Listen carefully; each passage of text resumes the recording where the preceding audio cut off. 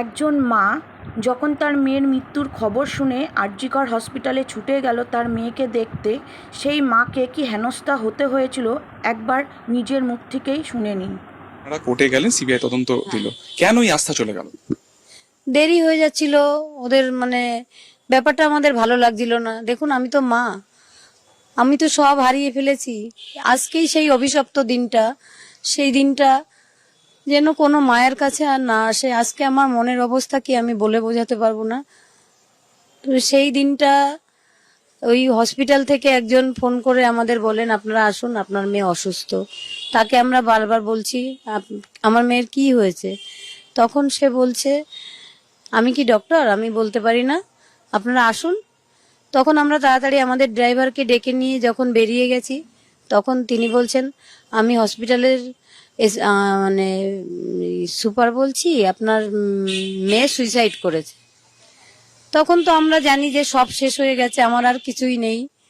তারপরে তো ওখানে আমাদের বসিয়ে রেখেছে, দেখতেই দিচ্ছিল না। আমরা তো পুলিশের পায়ে ধরছি যে আমার মেয়েকে একবার মুখ দেখাও, মুখ দেখতে দাও। বলছে তদন্ত চলছে। তো সেই অনেক টানা হেসড়ার পর সেদিন আমাদের হেনস্থা এত হতে হয়েছে, সেই ডেড বডি আনা পর্যন্ত।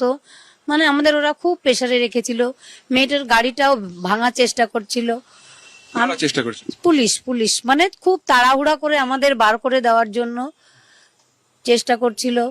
আমি তখন নেমে বলেছি, দেখুন আমার মেয়ে সদ্য চলে গেছে, আমার মেয়ের প্রিয় জিনিসটাকে আপনারা ভাঙবেন না। তারপর জাস্ট কোন রকমে সব শেষ হলো। এই তো আমি সব হারিয়ে ফেললাম। প্রথম ফোন কখন এসেছিল? শুক্রবার দিনকে যখন বলা হলো অসুস্থ হয়েছে। আর 10:53। প্রথম ফোন এটা কি মোবাইল ফোন থেকে ছিল না মোবাইল ফোন। কে ফোন করেছিলেন? মহিলা? হসপিটালের এই কি বললো উনি, সুপার না, সুপারের কি অ্যাসিস্ট্যান্ট সুপার বলেছিলেন উনি। তিনি বলেছেন অসুস্থ। উনিও বললেন আমি অ্যাসিস্ট্যান্ট সুপার বলছি। এবং যখন ওই সিজার লিস্টটা হয় সেখানে আমি বসেও ছিলাম। তখন পুলিশ কেসটা ঘোরানোর জন্য আমার মেয়ের ব্যাগ থেকে কতগুলো রিপোর্টও বার করে আমাকে দেখান যে আপনার মেয়ে তো অসুস্থ ছিল, এত ওষুধ খেত, এত রিপোর্ট তার কাছে। তখন আমি তাদের বললাম না, একটা আমার মেয়ের আননোন বাইট হয়েছিল আগের সপ্তাহে, ও ওই জন্য ওই ট্রিটমেন্ট রিপোর্টগুলো করিয়েছিল। আর ওর সেদিন ওপিডি ডিউটি ছিল, ওপিডিতে ওকে এমআর গুলো ওই ওষুধগুলো দিয়েছিল। তারপরে আর ঘোরাতে পারেনি ওটা। এটা কি পুলিশই ব্যাগ সার্চ করেছিল? হ্যাঁ, ব্যাগ না, ওই সিজার লিস্ট হচ্ছিল তো তখন। ওখানে যখন আপনার হাসপাতালে গেলেন তখন কখন গেছিলেন আর কতক্ষণ বসিয়ে রাখা হলো?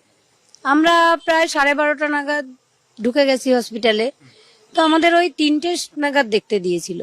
এই মাঝখানে সময় আপনারা কোথায় ছিলেন? ওই বসিয়ে রেখেছিল, ডিপার্টমেন্টেই বসিয়ে রেখেছিল। সেমিনার হলের বাইরে? হ্যাঁ, না, ওই চেস্ট মেডিসিনের ডিপার্টমেন্টেই বসেছিলাম আমরা। তখন কি কোনোভাবে আপনাদেরকে বোঝানো হয়েছিল যে মৃত্যুর কারণ কি বা বডি দেখতে দেওয়া? কি অ্যাসিস্ট্যান্ট সুপার বা এইচওডি বা আমার মেয়ের ভিপি কেউ এসে আমাদের সঙ্গে কথাও বলেননি। এই তদন্ত করছে, 3 দিন হয়ে গেল, আজকে নিয়ে তৃতীয়বার তারা হাসপাতালে গেছে। কোন রকম আস্থা আপনারা কি আশা রাখছেন? আমরা আশা রাখছি আমার মেয়েটা তো চলেই গেছে, তার যাতে দোষীদের যাতে চরম থেকে চরমতর সাজা হয়, আর কোনো মা যেন আমার মতো সন্তান হারা না হয়, এটাই চাইছি।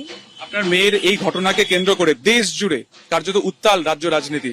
সমস্ত ডাক্তাররা কর্মবিরতি করেছে, রাস্তায় নামছে মহিলারা। 14ই আগস্ট রাত্রে অনেক রাত পর্যন্ত এটা হলো। এই গোটা বিষয়টিকে আপনারা কিভাবে দেখছেন? আমি সমস্ত দেশবাসীকে আমার অন্তরের কৃতজ্ঞতা জানিয়েছি, সেদিনও জানিয়েছি যে সবাই যেভাবে, আমি একটা মেয়েকে হারিয়েছি, আমি কোটি কোটি মেয়েকে পাশে পেয়েছি, এবং যতদিন আমি বিচার না পাই ততদিন যেন তারা আমার পাশে এভাবেই থাকে। হাসপাতাল ভাঙচুর করা হলো, এটা কি কোনোভাবে টার্গেট করে করা হয়েছিল? আমার মনে হয়েছে এটা কোনো হয়তো ওখানে কোনো প্রমাণ লোপাটের জন্য এটা হয়তো করা হয়েছে। মুখ্যমন্ত্রী এখানে এসেছিলেন, কি বলে গিয়েছিলেন? মুখ্যমন্ত্রী বলছেন যে আসল দোষী তো ধরা পড়েই গেছে। আমি ওনাকে বলেছি, দিদি আমি ওনাকে আসল দোষী মনে করছি না, কারণ ভেতরের কেউ না থাকলে সে কি করে জানলো রাত্রে আমার মেয়ে ওখানে একা আছে?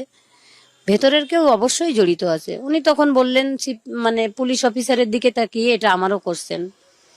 তারপর একটা ওই ইন্টেনশন পাওয়ার কথা বললেন।